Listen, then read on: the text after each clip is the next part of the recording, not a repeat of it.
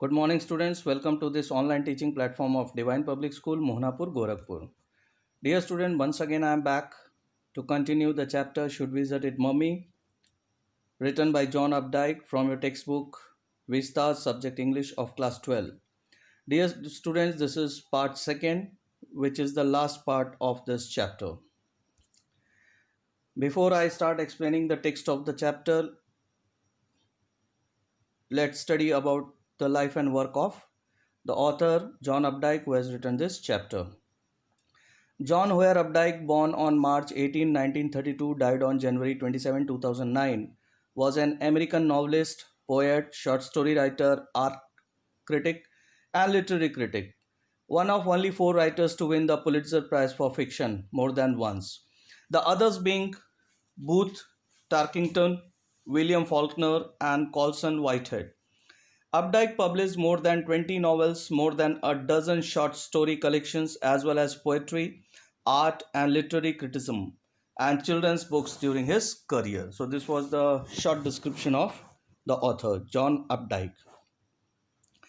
Now, coming to the recap of part 1, so that we can understand the chapter very well, as this is the continuation part of video 1.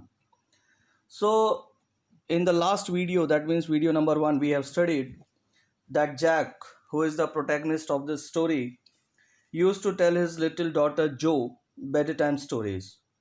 When she grew a little older, she began to ask a number of questions. For some time, Jack was not able to invent new stories. Thus, the basic story was the same, but its hero changed. Now, this tradition itself was now 2 years old, and Joan had been 2 when it started. These stories were almost the same, except for some slight variations. It started with a creature usually named Roger. It may be Roger Fish, Roger Squirrel, Roger Chipmunk, who had some problem and went with it to the wise owl.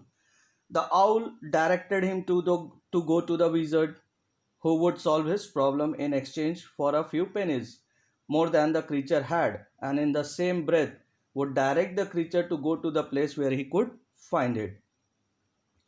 Then the Roger creature would be happy and would return home just in time to hear the train whistle that brought his daddy home from Boston. So, this was the recap of part 1. Now, Skunk protested that all other animals would run away. She said that he used to smell the way a little skunk should have. She took an umbrella and went back with Roger Skunk. She hit the wizard right over the head. The wizard said, "Okay." Roger Skunk smelled very bad again. He no longer smelled like that of roses. Joe put her hand out to touch his lips and said, "Then the wizard hit her on the head and did not change that little skunk back." Her father continued the story in his own fashion. Skunk and his mother went home. They heard the sound of the train when Daddy arrived home. They had their supper. Jack described the various items of their supper and the story was over. Now see the first line, student. Skunk protested that all other animals would run away. Now Roger told his mom that all his friends ran away from him if he smelled bad. To which his mom replied that she didn't care and that he smelled just he was a baby skunk should smell.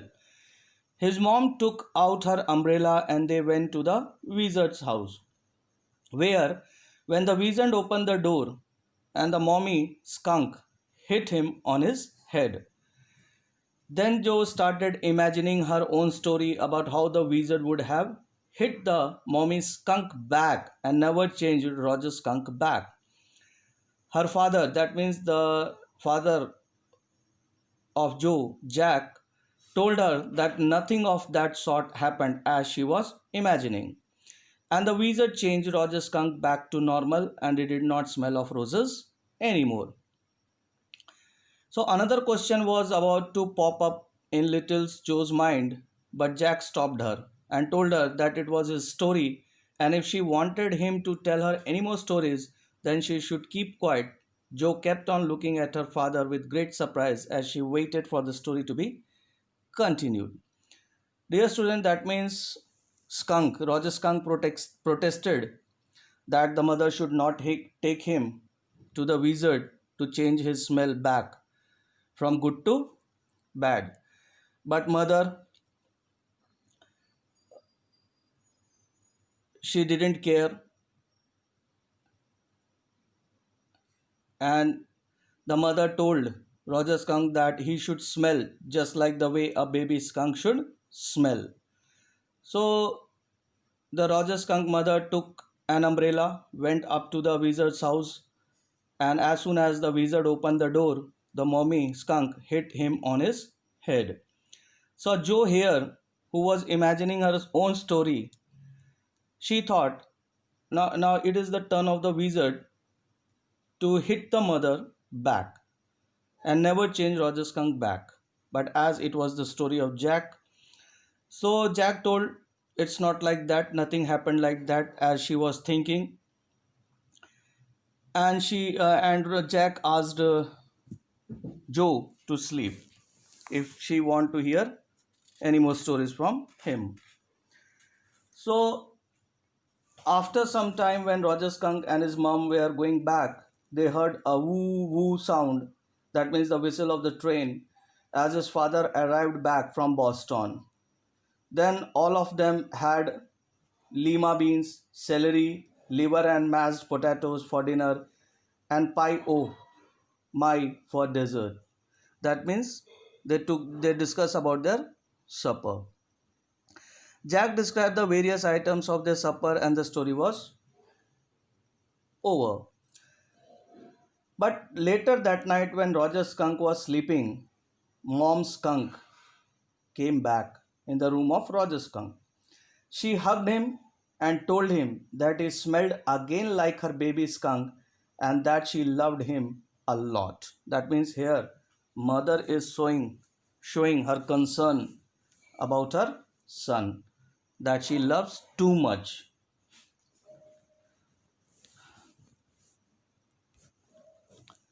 Little Jo was not satisfied with the way her father had ended the story. She asked whether the other little animals did not run away. Jack told her that in a little hole they got used to the way he was and did not mind it all. Jo said that that was a stupid mommy. Jack said she wasn't so. Joe felt he was defending his own mother to her, or something as odd. Jack asked her to put her head in the pillow and have a good long nap. Joe asked her father to tell her the story that the next day the wizard took the magic wand and hit that mommy right over the head. Now see the first line, students. Now after telling the love of the mother towards her son, with this Jack ended the story, to which Joe again asked that did the other animals run away from Roger Skunk again?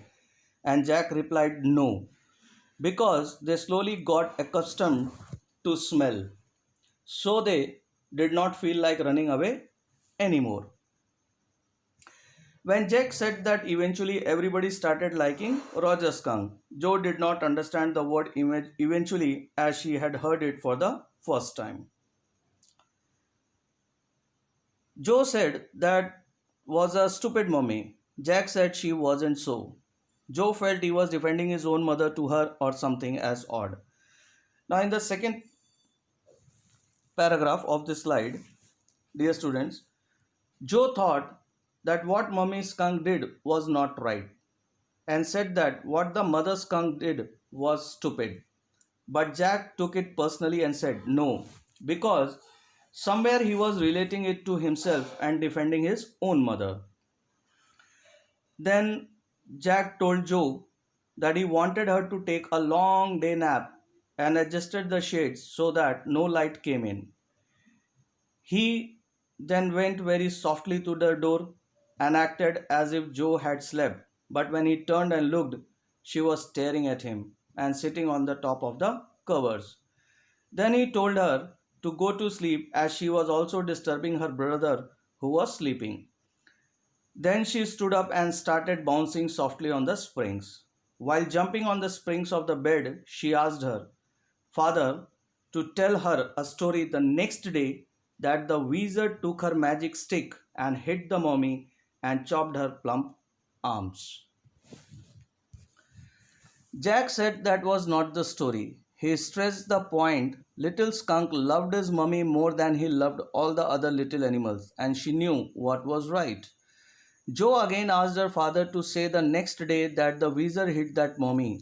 She insisted that she should say so. Jack promised to see to it.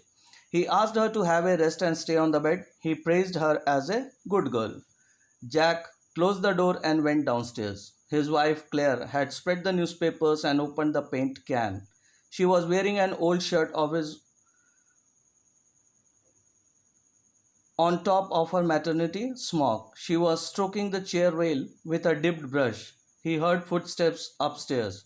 He shouted a beat Joan on the buttocks. Then the footsteps wavered. Now see the first line, students. Jack said that was not the story. Then, as Joe was expecting, or you can say the Joe warned that on the very next day, the father should narrate a story that the wizard took her magic stick and hit the mummy on her head. At this point, Jack explained to her that this was not what the story said. He told her that the story gives us a message that the skunk loved his mother more than any of the other animals in the woods, and that his mother knew what was right for him and what was not. Joe again asked her father to say the next day that the wizard hit that mummy. Now, second paragraph, students, of this slide. Then, as he was explaining Joe about the story, that means Joe started insisting that the next day he would have to tell her a story like the one she wanted, that the wizard should hit the mummy on her head. Then she started throwing tantrums as she had done many times earlier, but this time she was not laughing or joking. She was being a bit stubborn. Then Jack told her to be patient and sleep, that he would see to it the next day. He then asked her to stay on the bed and close the door, praising her as a good girl.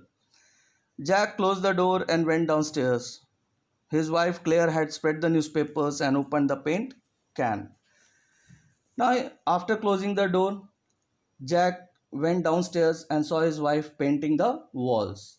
She had opened the paint can, spread the newspapers, and was wearing an old shirt of his over her maternity dress. She was painting the chair rail. Suddenly, he again heard footsteps above and shouted that did Joan want a beating? That means Jack is warning the daughter, Joe, who was jumping. The sound of the footsteps started vanishing. Claire observed that it was a long story. He simply said, that poor kid. He watched his wife working hard on the woodwork. It included a cage of moldings and rails, and baseboards all around them. He felt caught in an ugly middle position. He also felt his wife's presence in the cage with him, but he did not want to speak with her, touch her, anything. He watched everything with utter weariness. Now, dear students, see the explanation, listen to it very carefully. Then Jack's wife told him that it was a long story that he was telling Joe. And to that, Jack replied, the poor kid. And as he was feeling very tired, he just sat and watched his wife do all the work. Then he started looking at the woodwork around him and started relating to his own life. He was looking at it and thinking that although both of them, that means the Jack himself and Claire, his wife, were caught in a cage-like situation in their marriage, there was no solution to it. Neither did he want to talk to her nor speak or touch her. That means Jack and Claire, they both were not satisfied with their own married life. That is why they considered themselves as to be caught in a cage. Is it clear, students? Now here we come to the end of the story. Now, theme of the lesson: the story raises a moral issue. If the parent should always decide what the children should do or let the children do what they like to do. Second theme is children dream and live in their own magical world. They are devoid of despise, ugliness, and petty differences. Learning outcomes of this chapter are: the learners will be able to familiarize with specific background while tackling personal choices on security, familiarity, and happiness. The students will be able to make connections between similar situations in personal experiences. The learners will be able to appreciate the timeless significance of universal fears of loss and gain, of happy ending and parenting issues. Now, dear student, in this slide, I have given you 6 questions. You have to write the answer of the following questions. Question number 1: how did the skunk's mother get Roger Skunk's old smell back? Question number 2: why was Skunk's mummy angry with him? What did she finally tell him? Question number 3: how did Joe want the wizard to behave when Mommy Skunk approached him? Question 4: what action of Joe annoyed Jack? What do you think disturbed him?